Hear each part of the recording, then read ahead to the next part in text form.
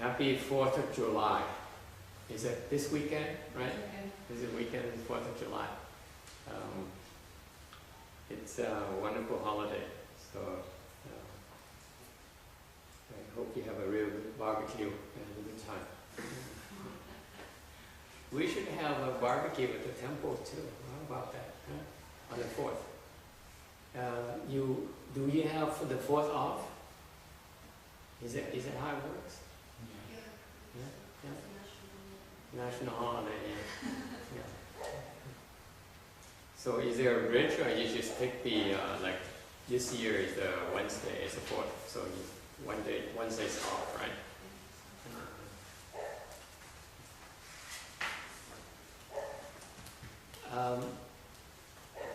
I think it's a wonderful holiday because it marks the separation of this country from Great Britain. Cái lễ 14 tháng 7 là cái lễ độc lập của nước Mỹ, là một cái lễ rất là hay. Vì kỷ niệm cái sự độc lập của nước Mỹ với Anh quốc. And it is not only the beginning of the formation of a system or country that we all are benefiting greatly from. Thành lập cái cơ hội đó, thành lập cái nước Mỹ này, một cái hệ thống mà rất là hay mà chúng ta đã được hưởng. No Chinese translation today, right?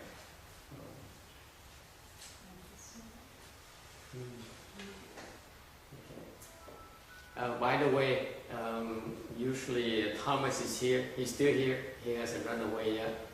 He's just busy cooking pizza for lunch. So we invite you all to have pizza for lunch. Thường có cái ông Thomas ở đây thì đều ngày này ông bận làm pizza trong số bếp. Mời quý vị ở lại dùng trưa ăn pizza. I tried his pizza once before, and it was pretty good, wasn't it, Roberta? It's worth trying. Pizza ông làm ngon lắm, mời quý vị dùng. Anyway,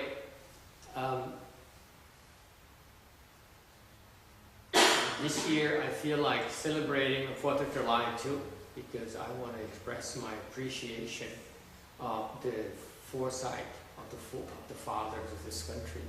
They created such a beautiful, beautiful system that really is the envy and model.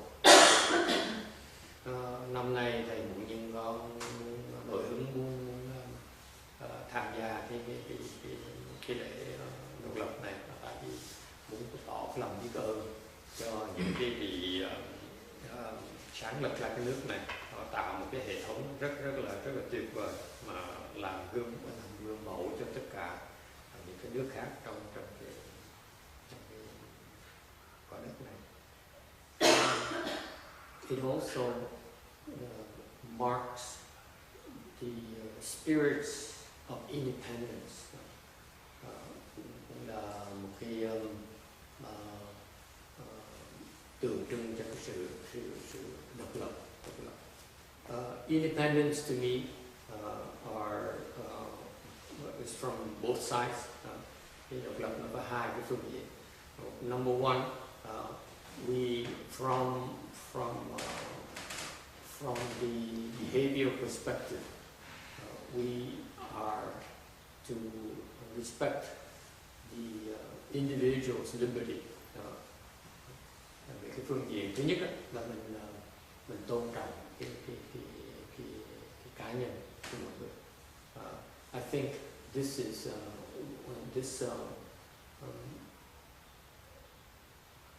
this is also the spirit of Mahayana as well.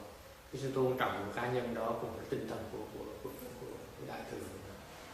Because Mahayana really is about respecting the individual. Tại vì cái tinh thần đại thừa thực sự là cái tinh thần tôn trọng cái cá nhân của mình. Okay. The Buddhas and Bodhisattvas value each and every one of us. They don't reject any of us. Phật Bồ Tát không có từ bỏ ai hết. Phật Bồ Tát đều quý trọng tất cả mọi cái chúng sanh. In fact, they appreciate all sorts of living beings, not only humans, not only good ones, but also they appreciate animals as well as the troublemakers such as the ghosts and spirits as well. Cái sự kính trọng đó không phải riêng vì cho những người tốt hoặc những nhân loại không. Phật Bồ Tát còn kính trọng súc sanh, kính trọng tất cả mọi chúng sanh. And that is the spirit of Mahayana really when you think about it, because deep down, deeply seated in the cultivators of Mahayana is the respect for each and every single living being. Think about that.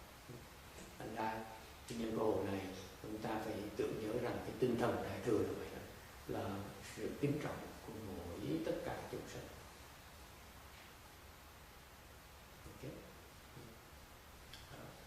We respect their right to be themselves. Mình phải kính trọng, tập kính trọng là người ta có cái quyền chọn cuộc đời người ta. Okay. Maybe we disagree violently with them, but we need to learn to respect that. Respect that. It's their choice. Okay. Mặc dù mình thấy người ta sai, hoặc mình thấy người ta đúng, hoặc là mình không đồng ý người ta đi nữa, mình phải tôn trọng cái sự lựa chọn người ta. Okay. That is Mahayana. Because let me tell you, my teacher, Rosemead, he never forced anything upon me personally and upon his students as far as I know. Nên tôi nhắc lại cái đặc điểm của ngài Tịnh Hóa, thầy của tôi là ông thầy tôi không bao giờ bắt tôi làm cái gì. Okay. Ông không bao giờ bắt bất cứ một ai làm cái gì. Okay. And that's how you cultivate. That's how you live your life. And that's how you live this life. Đó là cái cách mà chúng ta phải bước trước mà sống cuộc đời như vậy, là mình tôn trọng những cái cá nhân, mình không ép người ta làm cái gì. Okay. Questions or comments? It's the 4th of July. You can say something about how beautiful, wonderful it is.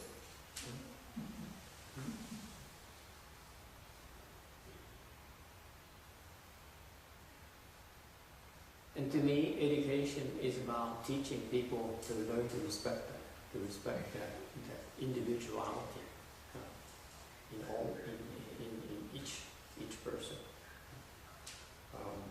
Và cái giáo dục cũng vậy, giáo dục mình phải biết làm.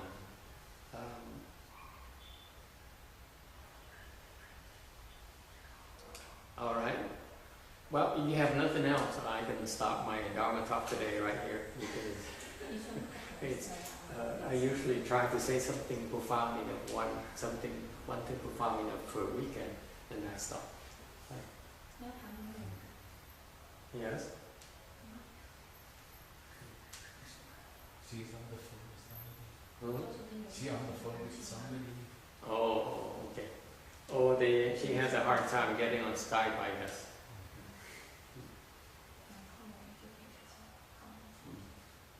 Okay. Anyone has anything they want to discuss or anything they want to talk about? Ai có muốn bàn chuyện gì không? Yes. Yes, Ing. I was wondering, you saying respecting all living things and people. Yes. I'm just curious, is there such thing as good and bad animals, or is it just human labeling it? Because like flies, is it considered a bad thing or a good thing, or is it just what we choose to have? Okay. There's no Vietnamese here. Is it okay to speak English, or you want a Vietnamese translation? Huh? English okay? You want Vietnamese? Huh? Vietnamese too? Okay. Câu hỏi là nếu như tôn trọng cá nhân đó thì tôn trọng tất cả chúng sanh đó, thì có chúng sanh có tốt có xấu, như là ruồi, người tốt hay người xấu. I don't know. Flies. That's a tough question. People ask me about dogs and cats, but never about flies yet. So it's the first question, the first for me. Khi thầy trả lời là từ ta hỏi chúng súc sanh, thì hỏi về chó với mèo, thì ít người hỏi tới ruồi. Hỏi tới ruồi là thầy chưa bao giờ bị hỏi như vậy. What do you think? Scientifically speaking, there's an ecosystem. Each living being serves a purpose when you think about it. Okay. Nói về cái phương diện mà ecosystem, as Vietnamese ecosystem, cái vũ trụ đó, thì mỗi cái chúng sanh có một cái lý do có mặt ở đây. Each single living being is here for a reason. Okay. The scientists don't think of it that way, but actually each single living being serves a purpose when you think about it. Okay. So therefore, is there such a thing as good and bad? Khi mình nghĩ coi, tất cả những chúng sanh có mặt trên trái đất này đều có cái lý do hết mới tới đây. Thành ra có đúng là có sai là không? Is there such a good thing as good and bad? Good and bad sounds to me like you passing judgment, aren't you? Khi mà nói tốt với xấu thì mình đang phán xét. Okay? So that's all relative, isn't it? If it's beneficial to you, you call it good. It's not advantageous to you, then you call it bad. Okay. I believe that each individual can have. We are smart enough to be able to rationalize and justify everything we do in the light, good and bad. Okay. Mỗi người thì có cái khả năng tự quyết định cho mình là đúng là sai hay là đính chính là đúng là sai. Okay. So, is there such a thing as good and bad? I think the easier concept to talk about is fairness. Is it fair? Rather than good and bad. Because good and bad is too subjective. Whereas fairness is more objective. Okay? Thành ra thầy đề nghị rằng nếu cái gì nói đúng, tốt hay là xấu, thì cái tốt hay xấu đó nó tùy cái phương diện cá nhân, tùy cái quan điểm của mình. Muốn mà một cách mà rõ ràng hơn thì nói là công bằng, thì nó khách quan hơn. Okay.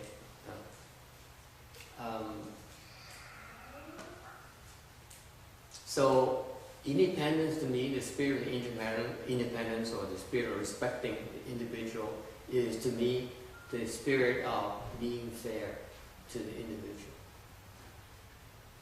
It's not about praising or someone right or punishing someone bad. Okay? That's not, to me, it's not respecting the individual at all. Thành đối với thầy, cái sự tôn trọng của cái cá nhân không phải là mình khen thưởng cái người giỏi, người tốt, hoặc là mình trừng trị cái người xấu. Okay. Cái đó không phải là cái sự tôn trọng cá nhân. Cái sự tôn trọng cá nhân đối với thầy là mình công bằng như vậy. We have to be fair to them. That's what respect means to me. Okay. So when you talk about fairness, then it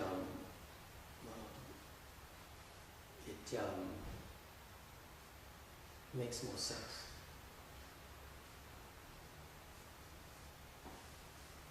Hold on. Cứ nghĩ sao? You agree or disagree?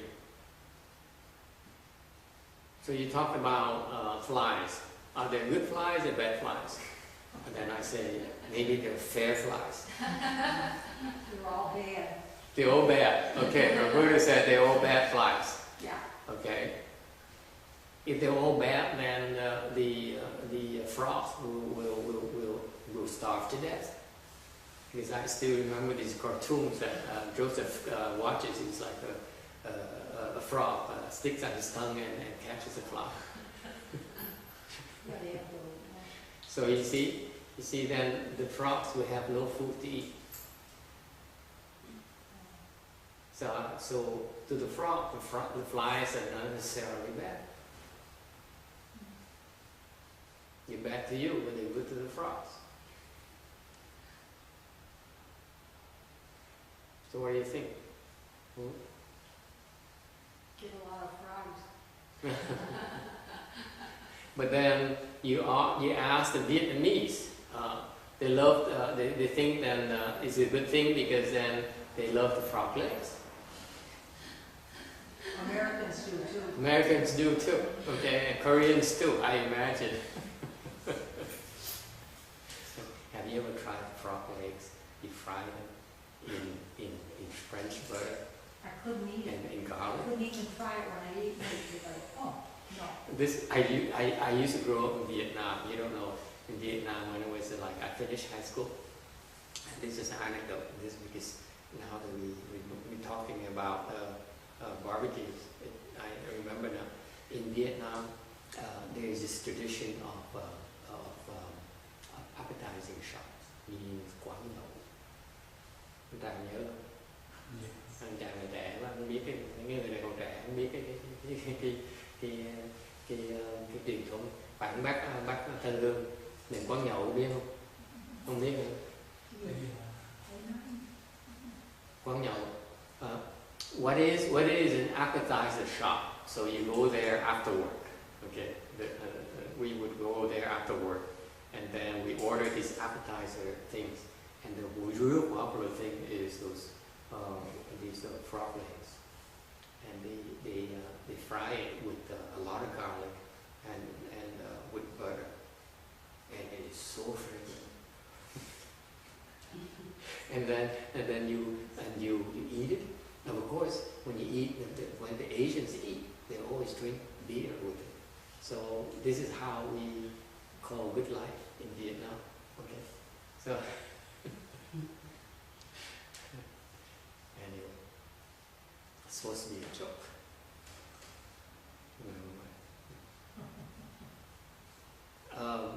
So you see, when you talk about good and bad, it depends on the perspective. Okay, and therefore, when you pass judgment like that, it causes problems. It doesn't solve any problem. It raises more problems. Okay.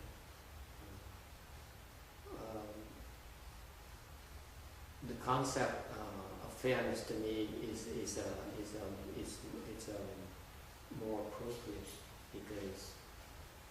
because it takes care of more sides. It's more universal. Okay. Universally accepted.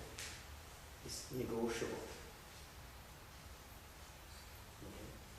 Whereas good and bad, like right now, we're going through the political season right now in the U.S. And when you talk to the Democrats and the Republicans, the concept of good and bad is so drastically different, so polarized nowadays. It's really nonsense when you think about it. How can you justify your behavior, punishing or hurting someone because someone is bad? To me, it's nonsense. There's no reason for anyone to be punished for being bad. Yes? Yeah, thưa thầy có nghĩ được là sáu tốt thì có nghĩa là nó không quan trọng, nhưng mà tại vì cái hoàn cảnh sống của những con ruồi chẳng hạn, nó tới nó đòi cái thức ăn, mình có thể nó mang ra những cái virus nó tạo ra cái bệnh hoạn cho con người. là nhiều cái con nghĩ kỹ của cô muốn nói tạm cái chuyện sắc sắn chẳng hạn. So he says, Kang says that there's maybe from hygiene perspective, we have these flies who can infect you and bring diseases and make it unsanitary for you by getting into your food. And therefore, they are not necessarily beneficial, but also there's this concept of maybe killing them or getting rid of them. Is that justifiable? It depends. When you think about it, okay? If your stomach can take it, don't hurt the flies. Okay? Whereas if you feel that, for example, your children cannot take it, then you should protect them from the flies. It's fairer to the children, it's fairer to people involved. Okay? Fairness does not preclude harming others. Does it? What do you think? Does it preclude harming others when you're fair? See, it doesn't. When you think about it. When people pass judgment, they say good and bad. Usually, when I hear bad, I associate punishment. I associate some sort of retribution. Okay, some sort of action, punitive action. Agree, disagree? Right? Usually, because when you pass a label, you say label someone bad, meaning it's undesirable. Therefore, it's justifiable for us to do something about it, to discourage that thing from happening again, right? Prevent from happening again. So therefore, to me, bad usually is associated with some sort of punishment, some sort of punitive action that's justifiable. Okay? And to me, it's very dangerous thing to do. Why is that? Khi mà quý vị nói chuyện xấu thì bỗng nhiên cái tâm chúng ta thường suy nghĩ tới cái chuyện mà trừng trị người ta hoặc là làm cái gì đó để cản người ta không cho người ta làm chuyện xấu nữa. Okay. Thì như vậy nó có một cái sự nguy hiểm ở trong. What is the danger behind that? What is the danger behind your labeling someone bad? What is the danger behind feeling justified in punishing someone for being bad? Cái nguy hiểm gì khi mình quyết định mình có quyền trừng trị người ta hoặc là làm người ta để tạo nên người ta xấu? What is it? What's the problem with that? Yes. Thưa thầy, như vậy thì mình không muốn trừng trị thì cái cách nào tốt nhất để Time still has struggling with that. Yeah, it's so perfectly okay to punish someone for being bad, especially when these flies, right, who are unhygienic. Yes. Okay. What do you do when you need to punish?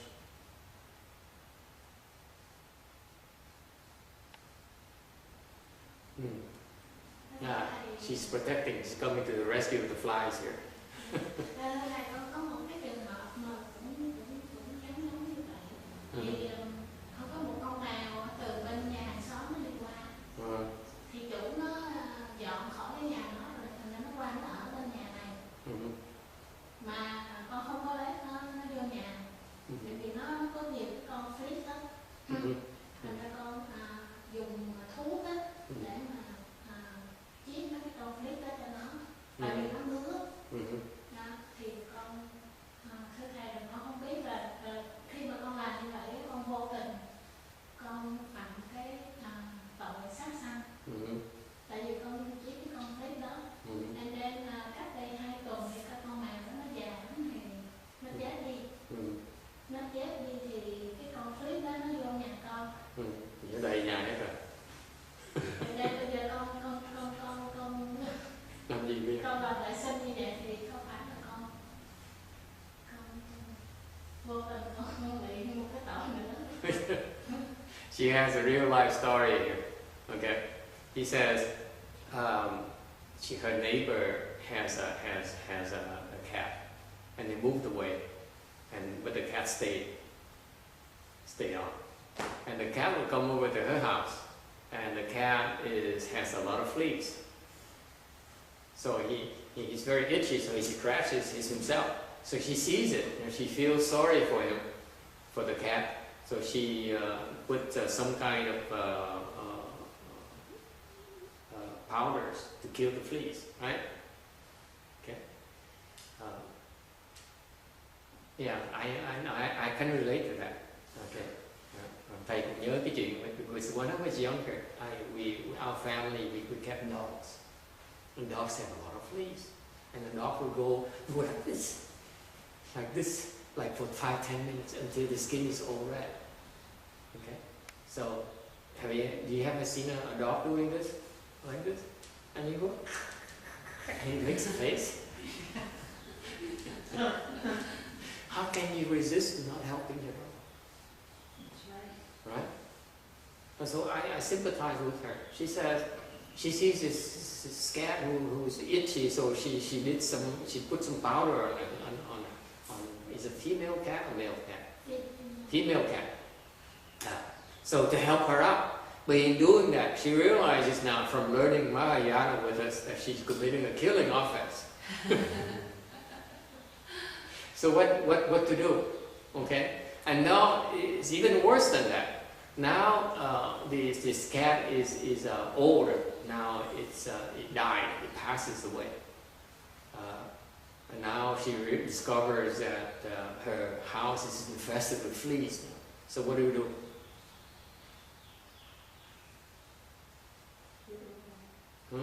Get rid of it?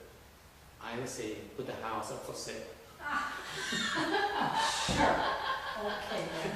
Okay. Dọn nhà, bán nhà luôn. You know now you know why the owners moved away and left the cat behind. Thầy nói bây giờ tôi biết tại sao cái chủ nhà cái con mèo đó dọn đi mà để con mèo ở lại. You see? They wanted to avoid a killing offense. Họ không muốn sát sanh. Okay? You agree with that? You think Buddhism is mundane? Buddhism is very practical. Because if you cannot solve your daily problems, then there's a lack of clarity. Okay? Buddhism is not about lofty things. It's about how you do about the cats and the fleas and so on. Okay. Well, yeah. Thầy có nghĩ bây giờ họ mấy cái phải mà có cái tân số để nó đuổi mấy khó mà đi có một cỏ. Tuy nhiên trường hợp mình đuổi đi thì có bị tội không này? Okay, he says nowadays there's some kind of gadgets, some kind of equipment, maybe ultrasound equipment that you can get and you will drive the fleas away. Is that okay?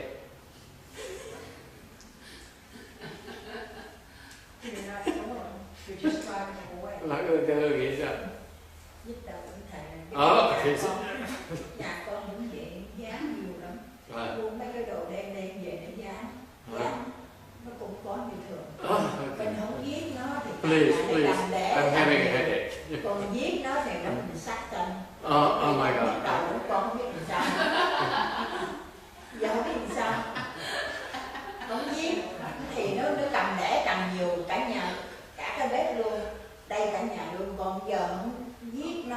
This is so personal. This is personal. His machine reminds me of a different story, which makes me feel very bad already. And then she tells me another story. She says that she can relate to that because her house has a lot of cockroaches. You too, huh? And you know, and it reminds me of such a horrible experience I had too. I'm still have a headache every time I think about it. Why? Because I don't have an answer for it yet. What to do? Bây giờ sao bây giờ? She has cockroaches. She buy these cockroach hotels and they don't get it. What to do? Bây giờ sao bây giờ?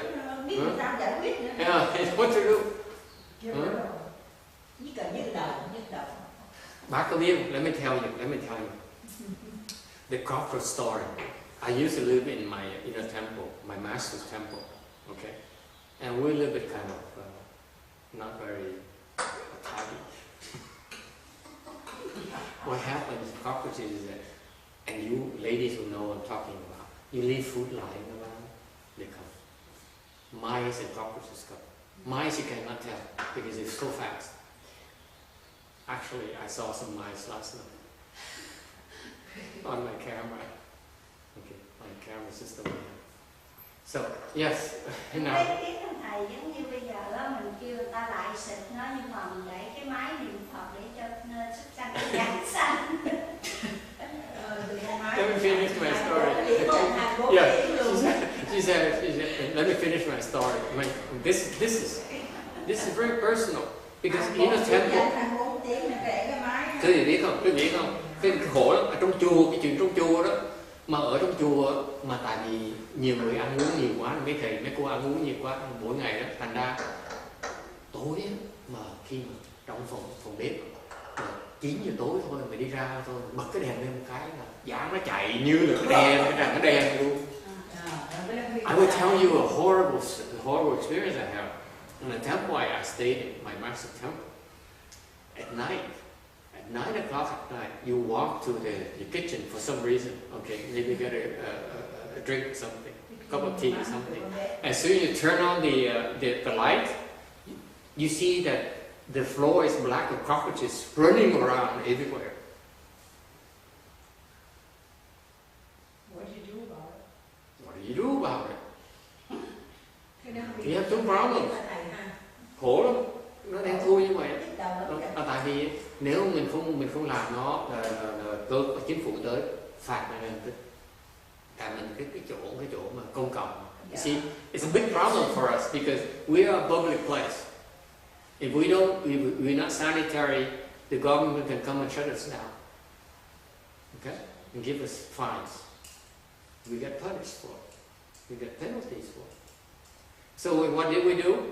And if we don't do anything about it, it's not very sanitary. And if we do something about it, we're supposed to be monks and nuns, supposed to be compassionate, and we're killing cockroaches. You don't know what to do. Nó khổ lắm, tại vì mình là người xuất gia, mình phải đảm là có lòng từ bi. Bây giờ cái giá nó đầy cái phòng bếp, mình làm sao bây giờ? What to do? So she proposed that we kill them, but then we turn on those chanting machines, Emitofuo, to help them. 24 hours a day. Hoàng rất còn nhiều nữa. Có thể có chỗ phạt đường đó thì nó không có buông tới thôi. Phật nó chỗ bếp nó bấm cái chỗ bếp. Trong tại Phật có mấy cái đèn đó. Dạ, thành ra không nhắm tới, tối nó mới ra. Tối nó mới ra. Cái nhà của lúc mà nhà Long Beach của các em thầy cũng vậy đó. Bây giờ ban ngày nó cũng ra, nó dài như vậy đó. Nó không sợ lắm, nó không sợ gì đó. Cái dáng nó to mà ngón tay cái nó ra ban ngày luôn. I tell you, also in my brother's house in Long Beach that I just moved away from. The cockroach is about as big as my thumb. It comes out during the daytime as well. He's not afraid of us anymore. What to do? Làm sao bây giờ? Yes? I didn't say anything. Huh? Kill him, right? Yeah. We can't. We're supposed to be compassionate. You're supposed to be compassionate. Yeah. You know, if word gets out that we are not compassionate, no one comes to our temple anymore. What kind of temple is this when people, the monks and nuns are killing animals, and they preach about being compassionate to all living beings? Cho mình won't come there if there's cockroaches because they don't want to eat there. Yeah, that's a big problem. That's why I'm still having a headache. I don't know what to do. Làm sao bây giờ? Mình thầy cô phải có lòng từ bi mà đi giết giá như vậy là ai mà cái chùa nữa, cái chùa gì mà kỳ cục vậy đó. What to do? Yes. Remember Mel? Yeah. Cách nào mà nghe, cách nào mà Get him to give chú birth cho to nó đi cockroaches. không thầy? You know how to do that without killing them. Remember that? Yeah, yeah. He tried to do that in my house when we have ants. Did it work? No. I didn't dare tell him. Oh. Thì sao bây giờ? Cái đó có cách nào mà cho nó điểm chú rồi cho nó đi được không thầy? Cho nó dọn đi xuống. Bây giờ mình chỉ nhìn chú nó đi đâu bây giờ? Như anh Tài nói, bây giờ mình để cái máy cho nó đuổi, cho nó mình chép nó bỏ đi. Nó đi đâu bây giờ? Nó qua nhà làm gì? You see, if you do the thing, the ultrasound, like Kang recommends, or we recite a mantra, there's some mantras that would evict them. Okay? The mantras who can do that. I will relate to you a story, a real story now. A real life story happened to me too. I was fighting with some externalists who got upset at me for taking his disciple. Trước thầy phải xung đột với một cái người ngoại đạo, một ông thầy ngoại đạo người Tàu kia, tại vì ông giận thầy, tại vì thầy nhận đệ tử của ông. So he punished me. Before punishing his ex-disciple, he decided to punish me first. So he attacked me. Ông quyết định trừng trị đệ tử, đã dám phản thầy, bỏ thầy đi, bỏ ông đi, thành ra ông trừng trị thầy, cách là tấn công thầy. So during the day he couldn't do anything. Ban ngày á thì ông làm tấn công không được. So he would wait until at night, and then he would come through his astral body and attack me. Rồi ban đêm lúc thầy ngủ rồi ông mới tới tấn công. And he got to my arm, and my left arm. I couldn't raise my left arm. If I raised my left arm up to this high, it would hurt so much. I have no strength in my left arm. And nó đánh dữ lắm. Thành ra điểm hiểm. Thành ra cái tay thầy nó bị tê liệt. Chỉ kéo được lên chừng này, tới chừng này là hết sức, đầu không để được. Không có sức dùng gì đánh tay được. Okay. And not only did he do that, okay, tấn công không, then he would send the bees over as well. And he sent crows over, and bees over as well. This is kind of far-fetched for you, but I'll tell you this is a real story. Cái này có chuyện nó xảy ra, sự thật nó xảy ra. And he would send a swarm of bees over. Rồi, yeah, this is me follow the externalists. They do these things. They can do these things. So did you kill cockroaches, or what did you do with this cockroach in the kitchen? Just wait, let me finish the bee story, and I'm going to tell you the cockroach story. It's very complicated. So he sent over a swarm of bees so that they would form a bees on the backyard, in our backyard. Okay. Và ông gửi một cái bầy ong tới, để ong nó xây cái tổ ngay sau cái vườn của mình. Okay. We live in an area. My neighbor is 80 years old. Và người láng giềng 80 tuổi. She's an old lady, and the bees is very dangerous for her. Okay. Cái người láng giềng 80 tuổi, bà cụ 80 tuổi, ong nó đốt bà khá là phiền, để sợ tội bà, nguy hiểm cho bà để sợ. And so they're building this nest, this bee's nest. Okay, and right where I would right where the kitchen sink. So whenever I do my dishes after I eat my lunch, I could see the bee nest right there, beehive right there. So you see these 10,000 bees building the hives. Okay, it's buzzing 24 hours a day. Rồi khi ong nó tới nó được xây cái tổ. Nó ong nó vo nó xây cái tổ. So what do? So I talked to my brother because the house is in Long Beach. My brother said, "This is not good. We cannot allow the bees to stay here." So tomorrow, on my day off from school, he's a professor at the university, Cal State Long Beach. I and you will go out there and we use the hose, the water hose, and hose them down and chase them away. Okay? Thành ông nghe mới nói rồi ngày hôm sau ngày nghỉ, thành ông sẽ ra lấy cái vòi nước xịt cho nó đuổi nó đi. And I thought about it. I said, yeah, you're right. You cannot keep the bees here. It's a threat to us and to our neighbors. And I know I'm the reason they came. Okay, and if we attack those beehives, the bees will berserk. They're going to sting everyone. It's not a good thing either. Okay. Mà nếu mà đuổi ong như vậy, xịt nước như vậy, nó nổi giận, nó cắn tùm lum la cũng phiền. So what I did is that I told that guy that my enemy and the king bee and the queen bee, I said, you get out. Okay. If you don't get out, okay, I will show you. I'm evicting you, officially evicting you. I don't tolerate this. You can attack me, you can hurt me, but you cannot hurt the people around me. Okay, you cannot pose a threat to people around me. So I recited a mantra. Okay, we have mantras that we recite to the victim. Okay, I don't use these things not for myself.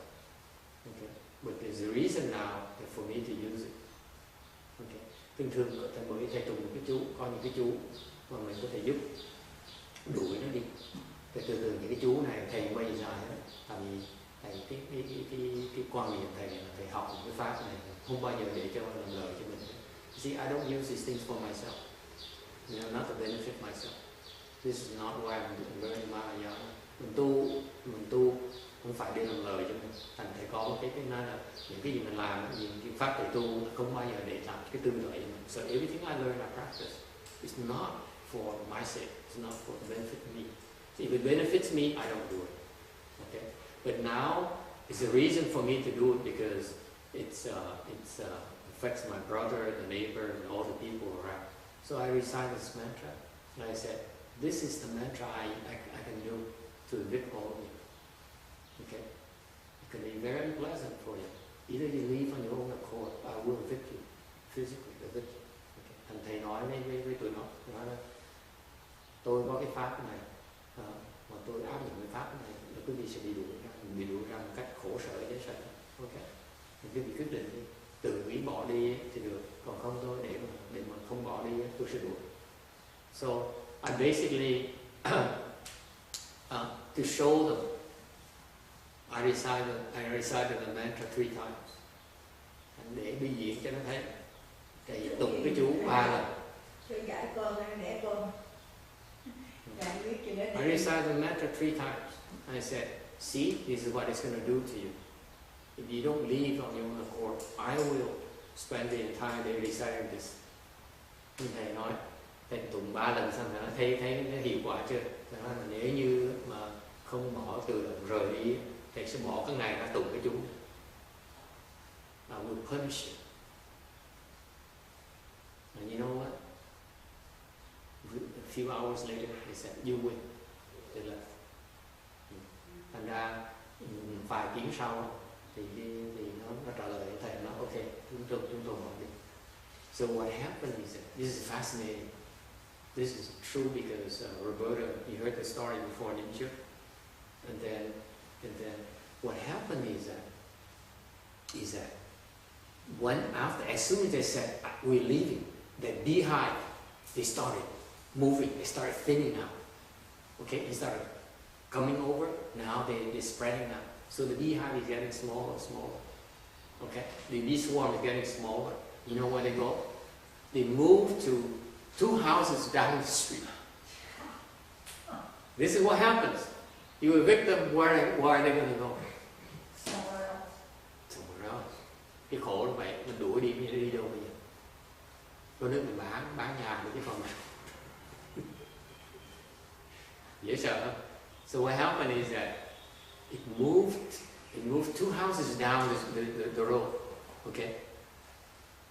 And the woman never come to my house for a child anyway, so I don't care. Cái bà đó, bà vừa quen, bà bây giờ mà tới học tiền hết, thành ra thầy cũng làm lơ luôn nè. She came and she talked to me and said, you know, suddenly one day a bunch of bee came in the back of my backyard. Rồi mấy ngày sau bà mới tới và kể, bụi nhiên có một bầy ong nó tới sau lưng nó. Okay, so I said, you better get out of this neighborhood. I do not allow you to stay in this neighborhood. Thầy mới nói cho nó tiếp, nói là quý vị không có quyền ở trong cái vùng này. Okay. So they move all the way up. And nó mọc như. So the point is that yes, there's a mantra you can recite that will drive them out. My question to you is, where are going to go? Có cái chú mình đuổi nó đi được, để cái khổ nó đi đâu bây giờ? Think about it. Đừng có bám theo mình, và mình sát nó thì sát nó được, không sát nó được, càng đẻ càng nhiều. Yeah, think about it.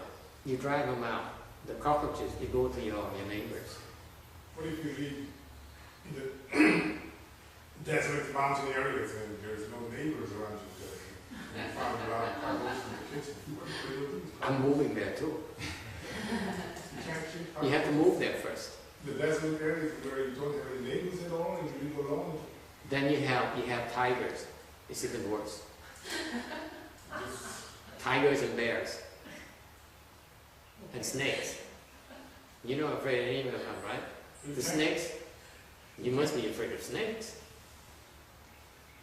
You see? You have all kinds of problems.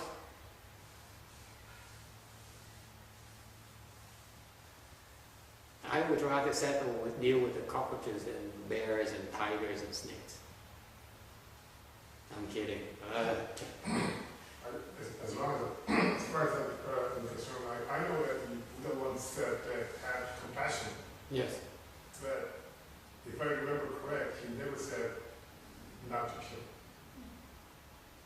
If I remember correct, based on the sutra I studied. He said, have compassion. Yes, he did say. He did say, don't kill. He never said. No, you're wrong. He did say, don't kill. He said not to kill. Don't kill. Don't kill. Period. Don't kill. So what's he going to do? You have to ask the Buddha. What do I know? Nói là có Phật nói dạy là không có quyền giết, thì nó không có Phật dạy không có được giết. The Buddha is very clear. He says, don't kill. No kill. Don't kill. It's in the sutra. Absolutely. Yes. In the Vinaya.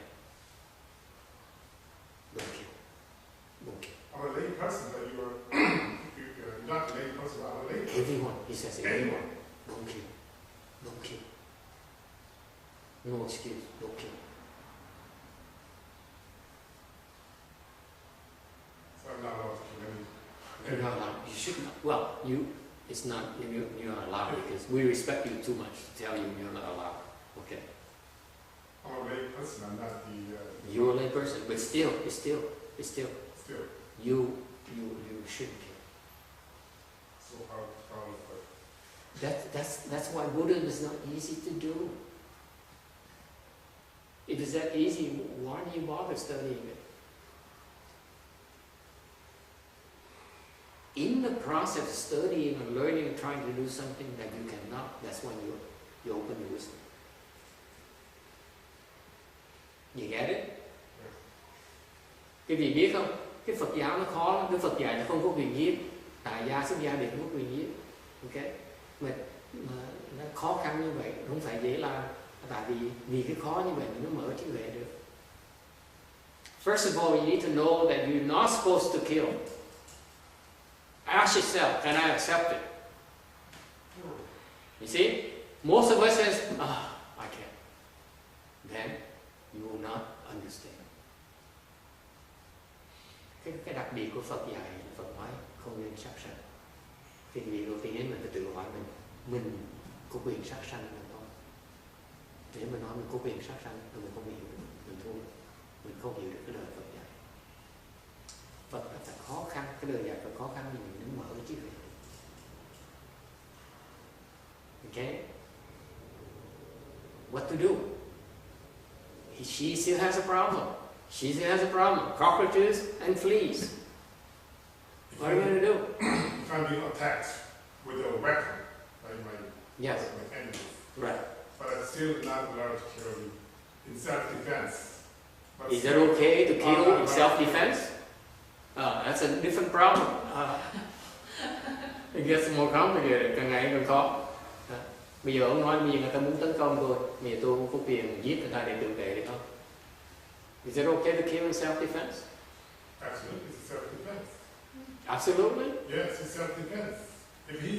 If a guy comes to me with a gun at gunpoint and trying to shoot at me, then I have a right to kill him? To protect myself. Do you have the right to protect? By law, yes. By law? Yes, self-defense. Is there a law that says it's okay to kill someone in self-defense? If my life's in danger, yes. If my life's in serious danger and the guy uses a deadly weapon like a gun, then I'm allowed to kill him. Yes, it's by self-defense. It's okay to kill? Yes, by self-defense. You know what the Buddha says? No, it's not the Buddha. That's what I'm saying. The Buddha said not to kill. So am I allowed to do to perform such acts, maximum maybe to the extent of killing an enemy. Yeah. When I have to protect myself. Yeah. Based on self-defense, it is okay to kill that guy. The Buddha says it's not okay to not kill. To kill anyone. It's not okay to kill. So I have to, regardless. So I have to be killed. Yes. You don't have to be killed. You don't kill people. I don't kill people. But kill people. If a guy comes to me at gunpoint. Yes. And is about to shoot at me. Yes. And I have a gun. Yes. So in self-defense, am I allowed to kill the guy? No, you tell your wife to kill him. You don't kill him.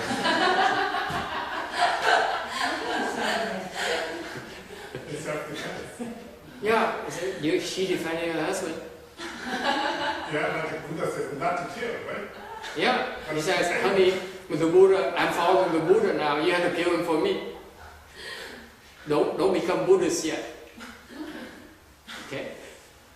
One of us is Buddhist is good enough. Same thing with you when you tell your husband, I'm becoming Buddhist, therefore you kill and I don't kill. It actually is no difference. You tell your wife to kill, to defend you, it's the same thing. Yes, you kill them. Killing is killing. It's just killing is killing. You tell someone to kill on your behalf, it's still the same offense.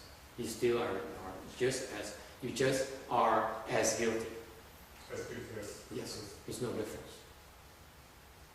Actually, it's worse because actually now you have to commit the offense of telling someone else. So not only are you having the killing offense, you also have the offense of telling someone else to kill. It's worse for you. Okay? I know there's no easy solution, yes. So in Buddhism, is there punishment for carrying out something that's against the... Punishment? Oh yes, absolutely. We spank you. We tie you up and beat you to death for disobeying the Buddha. You're so bad. Hả? Là sao vậy? Thầy ơi, thầy biết cái chú nào mà dạy con mẹ con niệm dụ nó đi. Just teach me the mantra. Để con thử coi. What to do now? Okay? Here's a problem. Here's a real problem. Now her house has a flea, she has cockroaches, and they want to learn a mantra to drive them away. Okay? I don't mind telling you. I learned it too myself. When I first started. Okay, I went to YongHua's temple, and we have a lot of ants.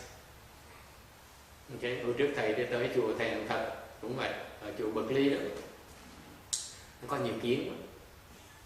Cái xong thầy mới hỏi thầy thật, có cái thịt có chú gì mà tôi đừng đuổi kiến không? So I asked him, where was YongHua? YongHua is one monk, my master, one of my master elder disciple. So I asked him, is there anything we can do to drive these ants away? He said, yeah, you can recite a mantra. He said, yeah, which mantra is that? Is it the same mantra I know? I said, yes, it's the same mantra you know. But you know what? Thành ra thầy Thật mới nói được con có dùng với chú gì? Chú Đại Bi. Chú Đại Bi. Chú Đại Bi. You recite the great compassion mantra. Quy y đi con, thì xong rồi làm. Nhưng mà thầy ơi, con tưởng hoài cái gì? Thấy cũng còn đó, đúng không? Con tưởng mỗi ngày luôn á. So let me finish the story. So YongHua, Venerable YongHua told me, you can recite the great compassion mantra, but it's not going to work. Anh thầy Thật ấy là hẳn phải nói con cái tụng để nó không đủ nó được đâu. Từ từ nó sẽ đi hả thầy? Từ từ nó sẽ tụng từ từ. Tụng đến vậy. Mình làm gì mình không biết đầu lắm đi phải giải quyết làm sao. Tụi con đang cái thiếu người lại là đầu buồn thuốc. Cái mấy người xuất gia thấy bò chét, nó bắt bò chét ra người tại mấy ngày xưa mấy thầy mấy cô hơi ít tắm thành bò chét người có sự thật chuyện thanh rồi bắt những bò chét của người bắt ra bò chét xong để trong cái bún gòn rồi cho đồ ăn. Mấy thầy mấy cô khổ như vậy. I tell you a funny story. A monk said there's a story of a monk who rarely takes a shower. So he has some fleas. So one day he caught a flea and he put it in a cotton and he would feed the flea until it dies. Okay? Because the Buddha says thou shall not kill. Tại Đức Phật nói là không nên sát sinh. Okay? What if I kill it? What sin have I committed then? If I had a chance to kill, certain living things, ants, cockroaches, what sin I have committed? Is there any karmic effect? Yes. Because absolutely. What is it? You have a lot of very angry fleas at you, angry cockroaches at you, and it's not a funny thing.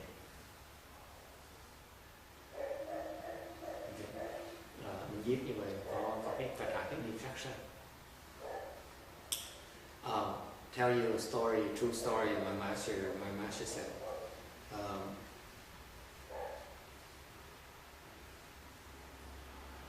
There used to be a village in China. Hồi xưa có một cái hồ. Cái hồ it's infested with frogs. Đầy toàn cóc for it. Okay.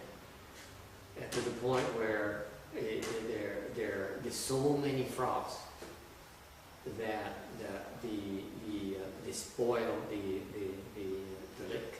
Cái hồ nó to hết không? Hết nó tới ở đầy nhiều không biết tưởng. It's just too many. Okay. So the villagers got upset. So they convened all the villagers, and the villagers had the mayor convene all the villagers. They went out to the lake, the surrounding lake, and they killed every single one of those frogs. Okay, và ông chủ làng nó kêu tất cả người trong làng ra bảo vệ cái hồ, xong rồi người giết mấy con cóc. Every single one of them was exterminated, was killed. All the frogs. So far, so good? Oh, no. Years later, sau này,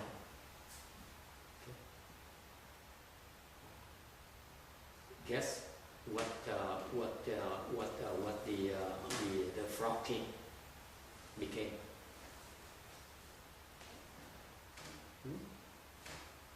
The frog king became Mao Zedong.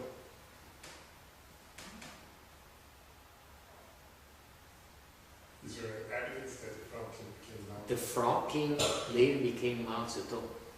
All the frogs became his soldiers. Is there evidence that shows that Thì sau này cái con vua cóc nó thành Mao Zedong, rồi mấy con cóc nó thành lính của Mao Zedong.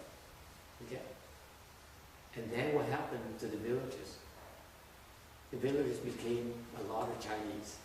Sau này mấy người mà ở trong làng đó sinh làm người Tàu. And many of them became what? College students, university students. Rồi họ thành sinh viên đại học. And that's what happened. That's why Tiananmen Square happened, because of the sentiment of the killing of us. This is what Master YongHua explained to us. Khi sau này ông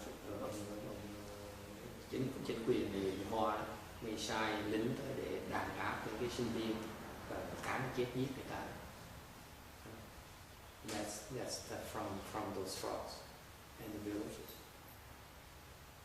My point to you is that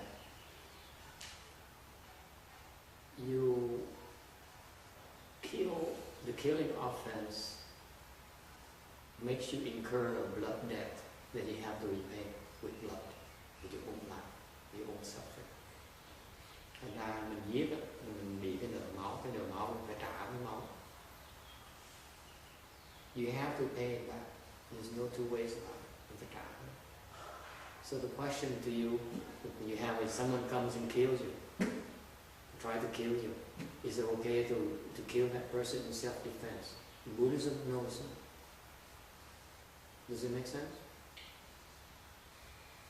Yeah, it's very difficult to accept. Think about it, because if you kill that person in self-defense, you incur a blood debt. Nếu như mà giết người kia thì mình nợ cái máu, mình bị cái nợ máu. Okay. What if you don't kill them? What happens? If you don't defend yourself, what happens? Nếu không tự vệ làm gì nữa? If you owe them a blood debt, they will kill you, right? Then you're paying off your debts. What are you worried about? Right? Nếu như mà mình đã nợ cái máu người ta rồi, người ta đòi tới giết mình đó, mà nợ người ta thì trả người ta cái gì đâu, right? You know, does it sound fair to you that you owe them a blood debt? You should pay it up. You pay it up. No. If you refuse to pay, they become even more upset. That's all. That's all you do. It's just that's the Buddha's wisdom behind it when you think about it. Quý vị thấy không? Nếu mình giết người ta để phòng ngừa người ta, để người ta giết mình, thì người ta cần giận mình thêm nữa. Think about it. Okay? I mean, you have a hard time accepting that, right? Yeah, it's a very hard time accepting it, right? Yes. Right? You're being honest. That's very good. Of course, it's nonsense. Right? How could you sit there and say it's okay to kill me? And that's where wisdom comes in. Where? How? If you agree that it's not okay to kill that person in self-defense, then you pass the first test. You can enter on it. This is the Buddha's teaching. It's very, very subtle. You have to pass the test. It's not, if you accept the fact it's not okay to kill, okay, then you have a chance. Tại vì quý vị, cái bài thử thách đầu tiên, quý vị mà nhất định không giết thì quý vị mới vượt được cái thử thách đầu tiên. Because if your first reaction is like a cowboy, you shoot, you draw faster and kill that person faster, bing, bing, bing, bing, like in the Western, Western movies. Okay? You go like this, or you go like this, okay? Then you fail the test already. You don't have a chance. Mình giết người ta là mình thất bại. But if you say, no, I'm not, even though I can, I'm not going to kill that person in self-defense. Okay? And you know what? Maybe the person looks at you and says, he could kill me, why isn't he killing me? And it will stop. Maybe he kills quick. Maybe he kills you. Okay? Or if you pass the step, if you're going to kill that person, there's nothing you can do. Okay? Nothing anyone can do for you. That's the whole point. But the Buddha's message to you is that you decide to kill, no one can do anything for you. If you say, I'm not going to kill, that's when you have choices. Then you have a chance. Phật dạy đời cái bài Phật dạy rất là tuyệt vời. Nếu như cái phản ứng đầu tiên quý vị khi người ta tới tên ông gọi giết quý vị tự vệ, quý vị giết người ta, nghĩ quý vị giết người ta, là quý thò tay rút súng ra bắn người ta trước để mình tự vệ. Thì như vậy quý vị sẽ thất bại, không thấy. Okay. Ngược lại nếu quý vị nói tôi không giết người ta, tôi không thể nào giết người ta được, thì như vậy quý vị mới có cái cơ hội để giải quyết. Okay? You can be helped. You now has the chance to be helped. Don't cooperate. I will tell you this. If you really believe in Buddha's words, okay, there are many responses, many things you can do. Okay, you could ask. You know, if you will recite the mantra, you recite the Buddha's name, you recite the Bodhisattva's name, and they cannot harm. And you pay off your debts at the same time. Cái này thì đến với lòng tin. Lúc đó quý vị chỉ cần niệm Phật, niệm Bồ Tát, tụng chú thì sẽ không có gì xảy ra cho quý vị. Nếu thực sự mà tin như vậy, thì sẽ thoát nạn và vừa trả xong cái nợ. You pay off your blood debt as well as you escape. There's no harm to you. Why? Because the Buddhas and Bodhisattvas come and help you erase that debt. It's not easy to do. Không phải dễ làm. You know, the people who have such faith that in the Buddhas and Bodhisattvas, when the executioner was going like this and chopped the head off, and they recite the Buddha's name, okay? The blade, when it hits his neck, breaks into pieces. That's what the sutra said. It happened already to some people. Okay? Thành mình có lòng tin như vậy, những cái kinh nói kể chuyện đó là đạo phụ thủ mà chém cái cổ mình, cái dao tới đụng cái cổ mình, cái dao nó bể tình nguyện để từng mạnh. Mô Phật thầy, con có chuyện hôm qua xảy ra, tại mấy con mèo qua nó trời nó nhiều lắm, lúc nào nó cũng bám thì bên cái nhà cái hẻm nó không có cửa, nó bám vô chỗ đó hoài, cái nó nằm trong khắc thiền, cái ngõ con gái xe thì đậu thử đường khắc thiền đó. Cho nên con mèo nó trốn ở dưới xe mà nó nhỉ mắt nhiều. Cái mở ra thứ hai nó không biết, nó mở xe cái nó chạy, nó làm chúng nó. Cái đây là dùng. Cái con không biết, ta nghe thằng nhỏ Út mà bạn trai nó nhỏ chạy ra. Mấy con mà nghe nó là mình không hết rồi, mình chạy bệnh một. Rồi mình thấy nó nằm đó con mình chuyên khủng quá. Đáng lẽ ra bài kinh giảm sanh con thuộc lòng mà con quýnh cái con mà con hết điện nổi. Cái con phải mau lấy cuốn kinh ra con điện cho nó giảm sanh. Con nhỏ phải chút đó. Tại nó sống mời đi về đó. Nó mắt đi lấy vàng bạc đốt nó còn mình cầu cho xin cho nó đi. Cái làm xong cái đường hắc thì đường xe mình chạy cho nó đi dính máu rồi. Cái con tính là trời nó dơ quá, hai đứa kia thì nó bỏ vô bịch cái đây, cho nó con vừa bỏ đi, đưa nó đi, con điểm kinh đưa nó đi luôn bỏ. Cái mình thấy nhà phát hiện nó dơ quá, nó có máu, mình tính mình kéo cái cọng dây mà mình phè nó, ai mà kéo cọng dây sơ ý cả nguyên một người, tự mình té xuống, ngồi cho bên đống cỏ luôn, mà hơi là không té xuống cái hàng gạo mà cắt nó, xuống cái tay mà chảy máu thôi, mà con người thì ngồi xuống, mà hên không trúng cặp chân, tự nhiên cặp chân nó tự xẹt thẳng luôn, mà nó trúng cái đình nó đau, đáng lẽ bữa nay không tới chùa được mà thôi, ngồi phạt giờ con cố gắng con lỡ chùa, lỡ quen không lỡ thì cũng chịu không nổi, nên không biết cái này có sao không thầy?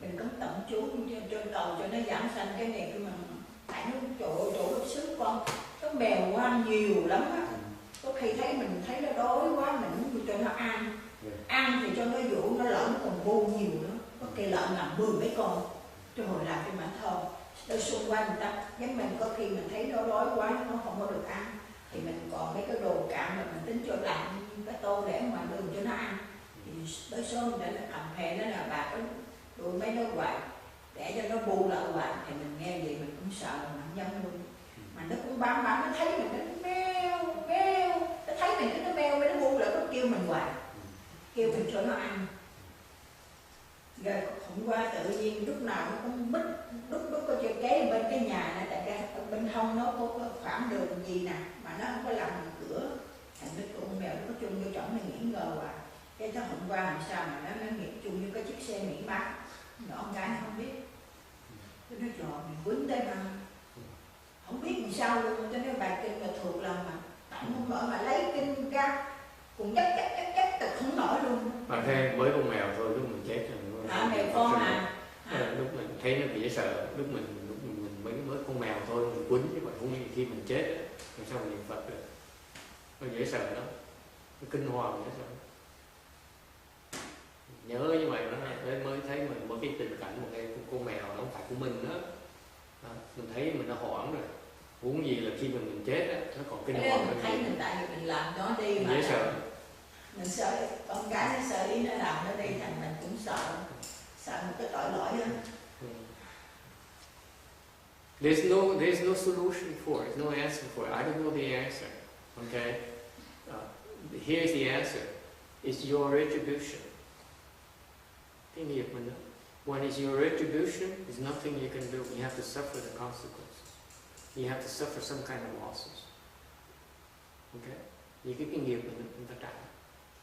Nhỏ con gái đó, má mình nó sợ cái này tại con mèo mẹ nó không biết tại con, cái đẻ nó không có lo, con mèo con thẳng nó tung đi tùm lum hết trơn á, mèo con miếng nhỏ vậy nè, mèo quăng không mà trời ơi nó đẻ xong nó đẻ quá nhiều, đâu có ai nuôi nó đâu mà nó có bu có số của tôi mà đã thấy thì nó có meo nó kiếm cho nó ăn để cho nó ăn. That's when you move. Kiếm mình kêu nó cho nó ăn không. Tôi sợ tôi không dám lên né nó luôn. He says it's infested with a lot of không dám lên đặt cửa luôn. A lot of cats. They multiply and they everywhere. So I say that's when you sell the house and change the neighborhood. Mình đổi nhà.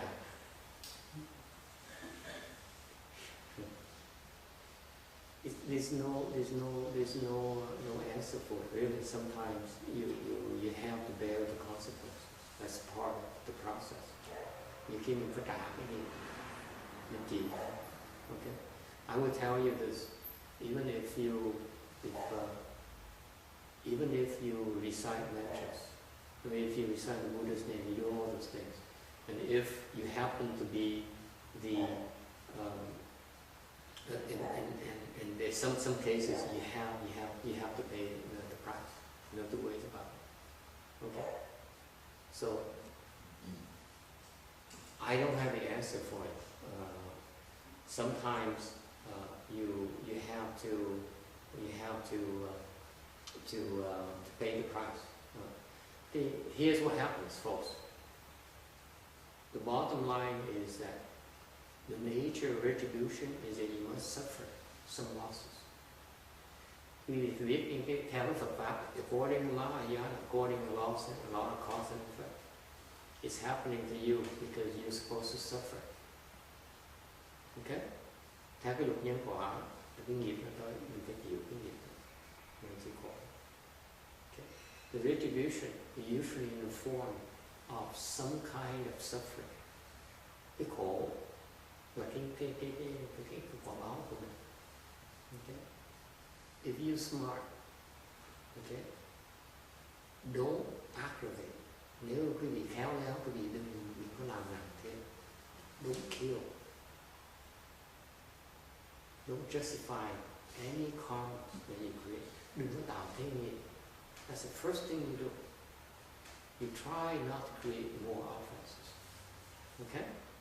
Number one. That's what the Buddha said.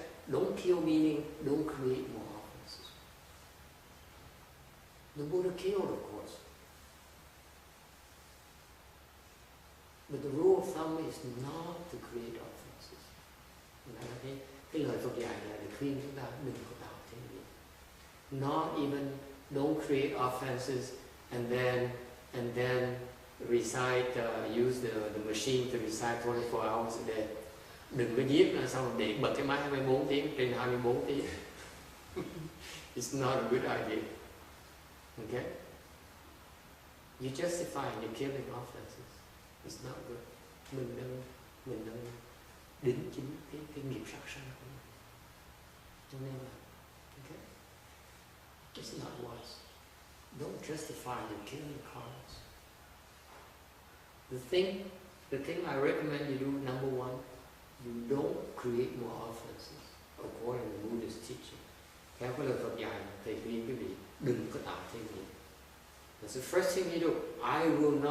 I will refrain from creating more offenses. Is that clear? I agree with that. Okay? That's wisdom. If you agree with that, then you have a chance to receive help. Như vậy mình có cơ hội được giúp. If you have that kind of mindset, and when you recite the mantras, it has more effect. Khi mà cái việc có tâm như vậy, thì dùng cái Phật pháp, những cái chú, những cái niệm Phật, những cái Bồ Tát thì nó có hiệu quả lực hơn. You agree with me? No, I agree with what you're saying. You are hoping that the Buddha's Dharma can help you, then you do it right. You must have some faith. Don't say, I believe in Buddhism, but it's okay because I must kill to protect myself so that I can continue to learn about Buddhism. No, I agree with you. You agree? In the sense that not to create more offense than Yes. necessary. You don't create more offense. And don't justify yourself saying, I do this because I need to do this so that I can continue to cultivate, to practice Buddhism. The Buddha is not impressed. Okay? Not to create more offense than necessary. I agree with that, but in self-defense, In self-defense, it's okay to kill? I mean, Okay, yeah, okay, it's okay. In an emergency situation, I might. There's no reason. No reason. And if you have the kind of mindset don't want to create more offense for any reason, that's wisdom. Cái người mà có trí huệ mới nói quyết định là tôi không tạo nghiệp với bất cứ cái lý do nào hết. Okay? I'm talking about you right now. You have to get to that level first. Is it clear? Chúng ta nghe không? Okay. It's by degrees, mỗi cái trình độ nó khác nhau. Quý vị đầu tiên hết môn tu Phật giáo, if you first come to Buddhism, okay, you have to tell yourself, the Buddha's teaching is very clear. No killing. I will not kill. That's the first test.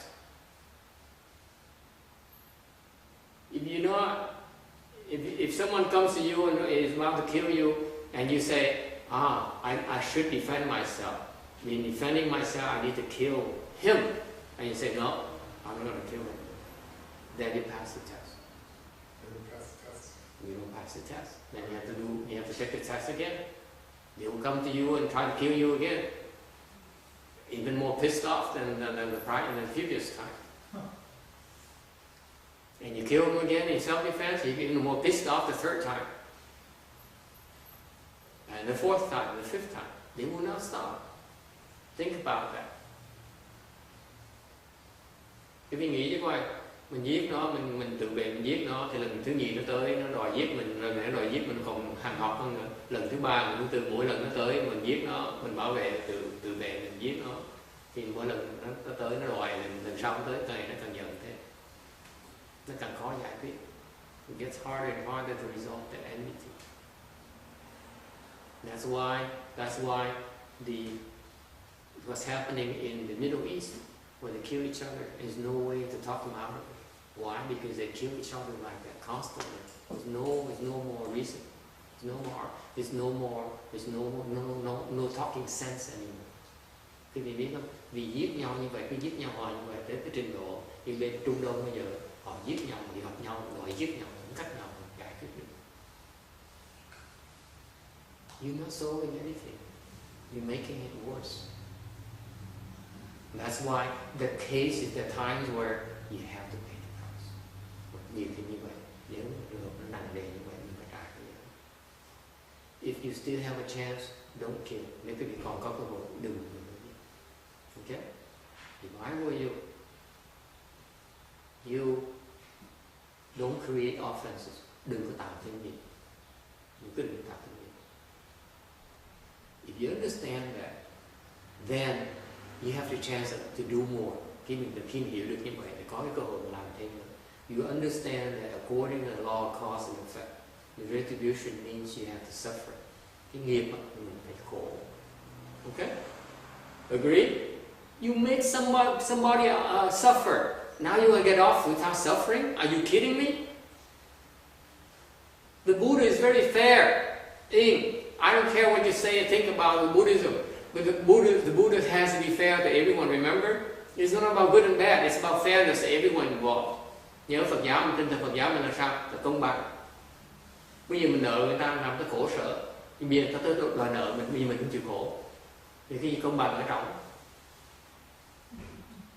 Phật pháp gì kỳ dữ vậy? It's not Buddhism at all. It's not fair.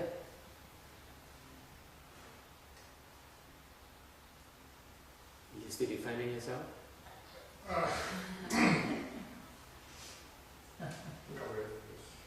Does it make sense to you now? There's a reason why we don't aggravate it. I don't aggravate, I agree with you, yes. Including defending yourself. But think about that. I'm coming to my point. The point here is that the retribution means you have to suffer. Nhớ, cái nghiệp mình phải chịu khổ. Either you get hurt, okay, mình trả cái nghiệp, cái máu của mình, okay, or you suffer some kind of losses, hoặc mình bị thiệt thòi cái gì đó. Okay? Does it make sense? The Buddha is not saying you must die. He doesn't say it at all. Does he? Does he say anyone in the Sutras of Vinaya says, you kill, therefore you must be killed? The Buddha only says, if you kill, you will be killed. He doesn't say, you must be killed. Phật dạy, cái luật nhân quả, Phật nói là sát sanh thì trong tương lai sẽ bị sát sanh. Thế đúng. Phật có nói là trong tương lai chắc chắn sẽ bị giết đâu. Is it clear? So, your retribution has to be in the form of some kind of losses you must experience. That's why Buddhism you have many choices. And cái Phật pháp nó có nhiều cái sự lựa chọn. Okay.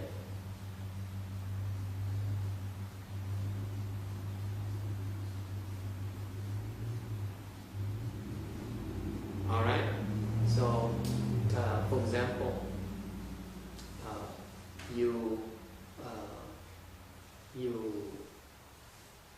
do something for the fleas. Mình làm gì cho mấy con bướm của chết. Okay.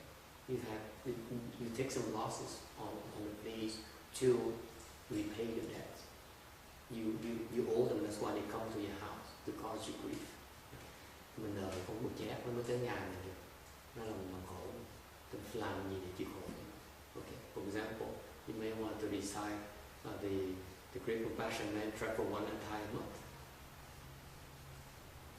Các bạn niệm chú đã đi tụng chú đã đi cả tháng. It's a loss of your time. Okay? You're suffering. Your family suffers because they see you all days recite the Great Compassion Mantra. They don't know why you're doing this. And they think you're crazy. Okay? That's your suffering. You get it? Cái gì hiểu? Mình phải trả cái giá. Mình ngồi mình nói bây giờ mình phát tâm nói mình tụng chú Đại Bi cả tháng trời luôn. Thì cả tháng trời mình tụng chú Đại Bi không làm gì được hết. Mình phải tụng chú Đại Bi cả tháng luôn. Gia đình mình cái than phiền là trời ơi sao bà đi cái nơi sao bà tụng chú Đại Bi mà không có gì. Rồi sau 1 tháng rồi chưa chắc nó đi, phải tụng thêm 1 tháng nữa. Mình phải khổ. Mình mới trả xong cái gì. Trả xong đi một cái nữa đi. Because if you suffer, and if you pay off your debts through your suffering, okay, the debts paid off. They will leave. They will not bother you anymore.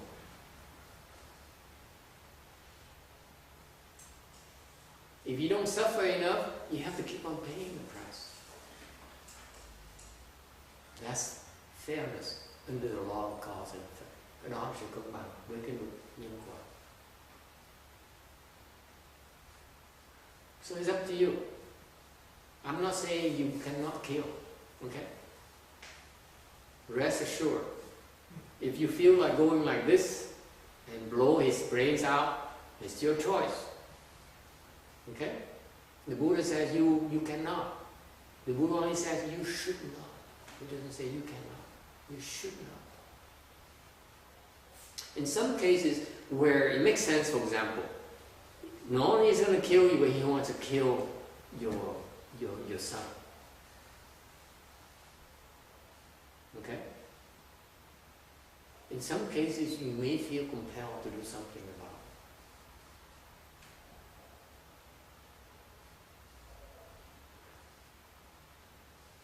All right? So the Buddha says, you should not.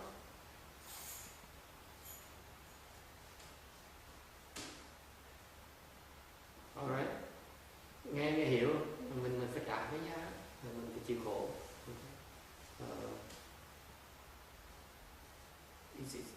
Phải hiểu theo cái luật nhân quả thì mình phải chịu khổ, thì mình phải chịu cái khổ sở để phải trả cái nghiệp của mình. Hoặc là or in fact, if you believe that you can take a step further, cái vị thực sự tin như vậy. You can pay off the debts, not in the form of suffering. Quý vị không cần phải khổ. Quý vị thực sự tin như vậy, quý vị không cần phải khổ. And in many ways, for example, you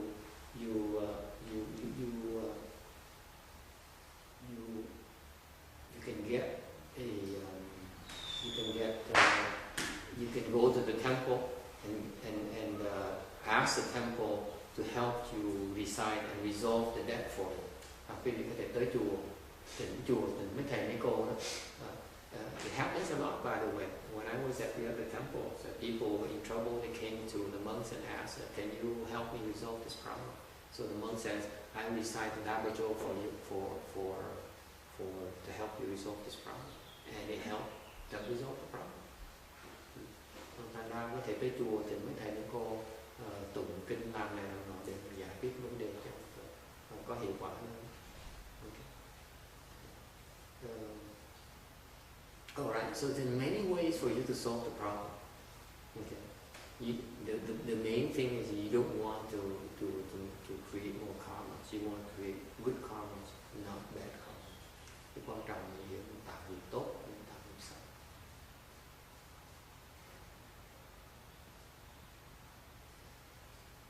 Okay.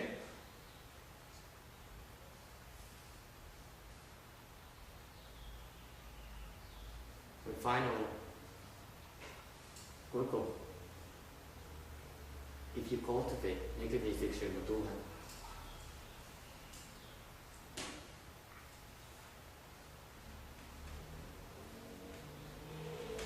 Part of the test is for you to be prepared to let go of your life, be prepared to die. Cuối cùng thầy nhắc cái gì vậy? Khi quý vị tu đó, lúc nào đó tới một trình độ nào đó, quý vị sẽ được thử thách những cách là có sẵn sàng chết. And you must be prepared to die for you to pass the test. Lúc đó rất nhiều cái trình độ quý vị phải sẵn sàng chết để qua được cái thử thách.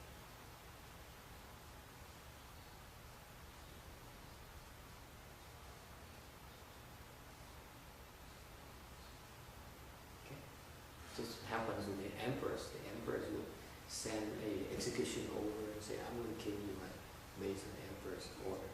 The emperor order, second order is that if he's not afraid, he's prepared to die, he's not running away, then spare his life.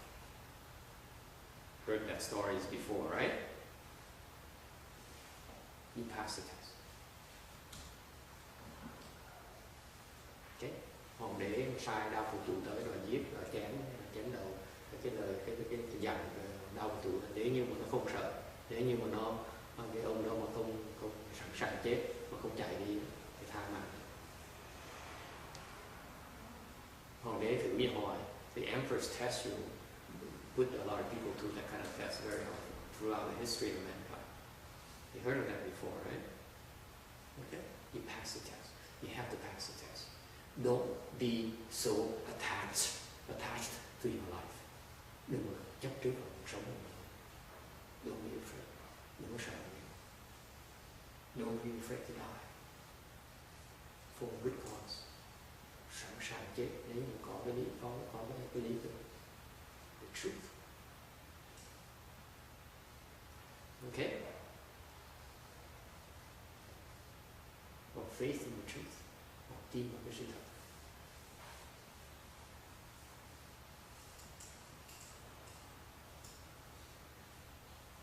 Questions or comments? Có ai kiến thắc mắc gì không?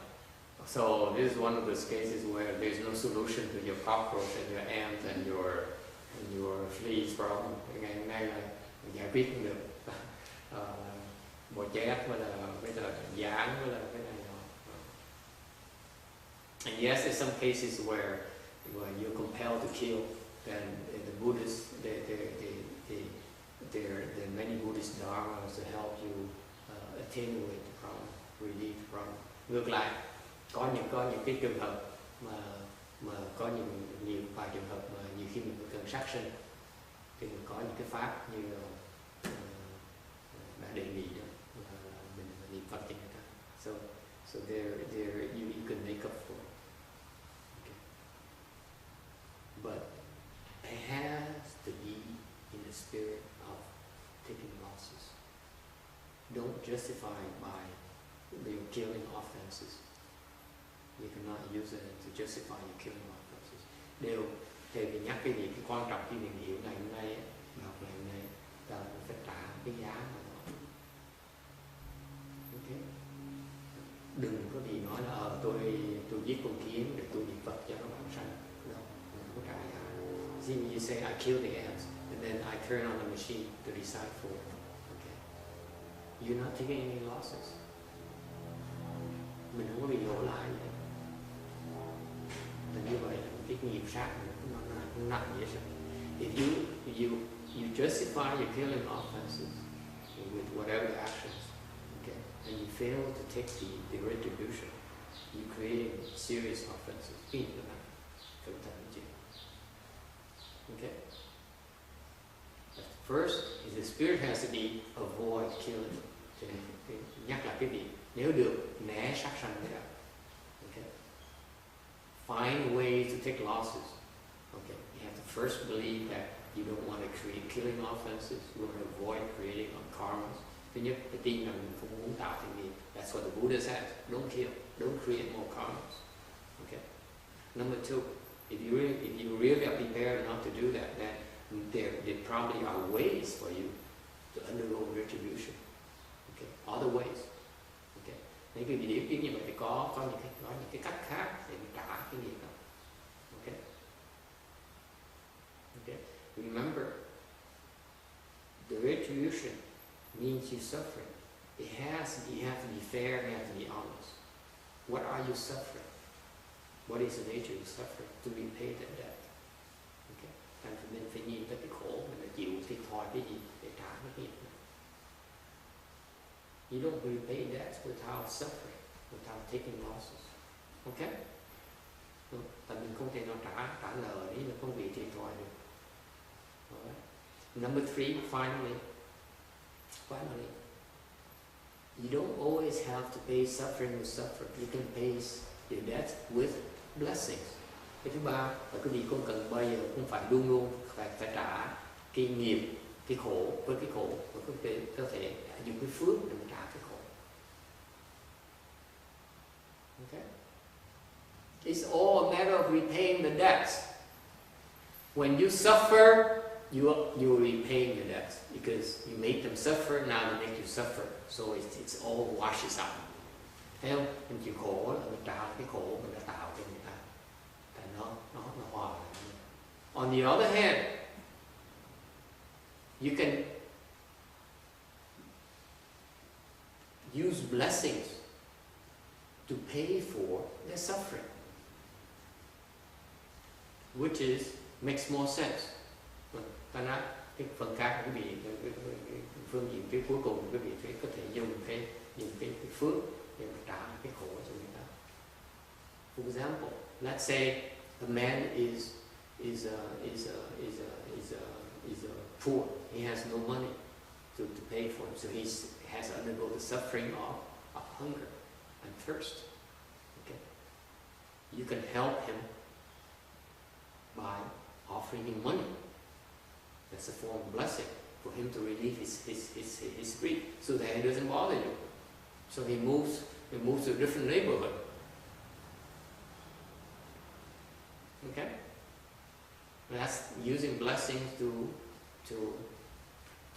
compensate for the suffering. All right, it's all in the spirit of fairness. We have to be fair.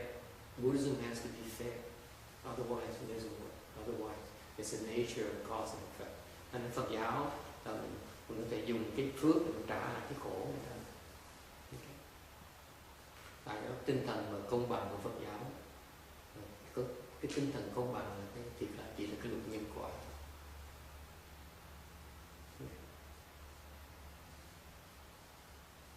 Fairness is simply cause and effect. You understand now, Ying, why cause and effect is more important than good or bad. Okay, cause and effect transcends good and bad.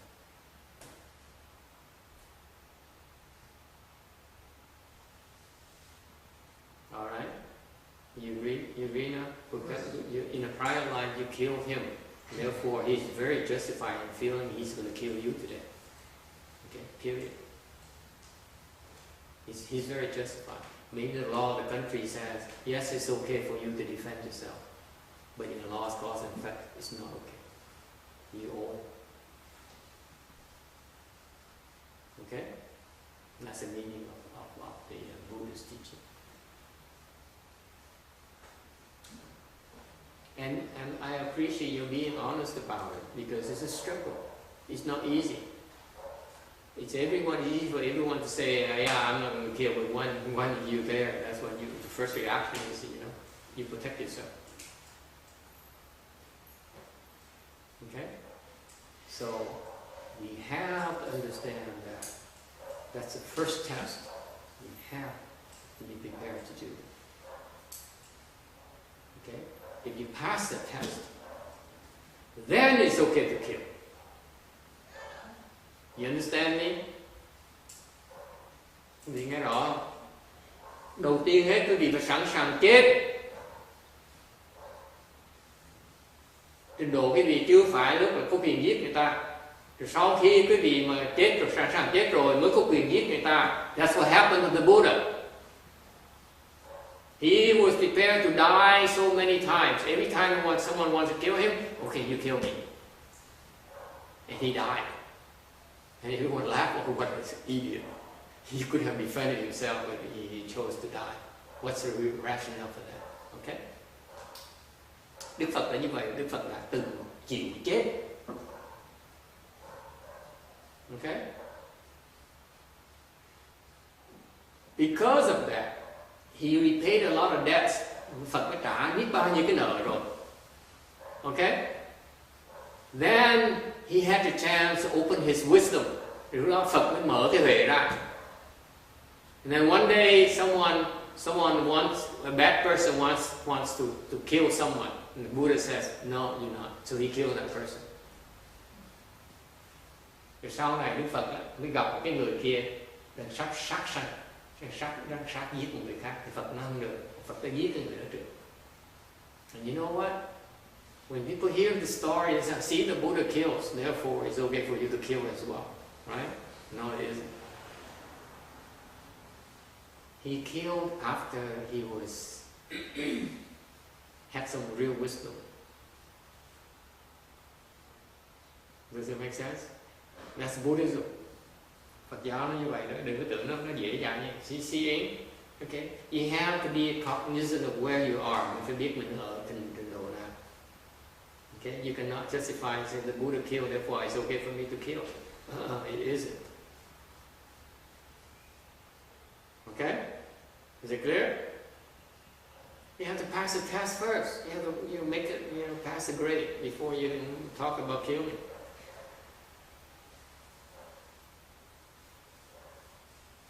Okay?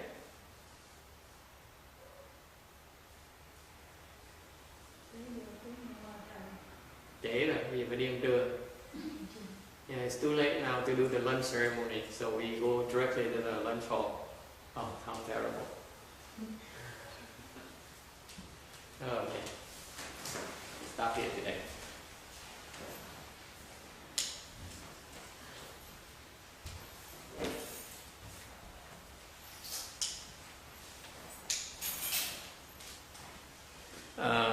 We can do the quick transference on page 51, and then we go directly to the lunch hall and have a vegetarian lunch. Hồi hướng công đức trang 51. Please help the new people with the page 51 so that they know.